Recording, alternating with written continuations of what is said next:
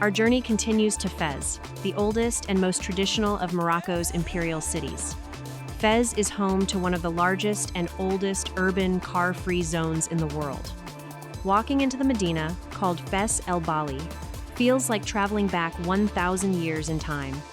It is a massive maze of over 9,000 narrow streets filled with donkeys, artisans, and colorful shops. The most famous site in Fez is the Chouara Tannery.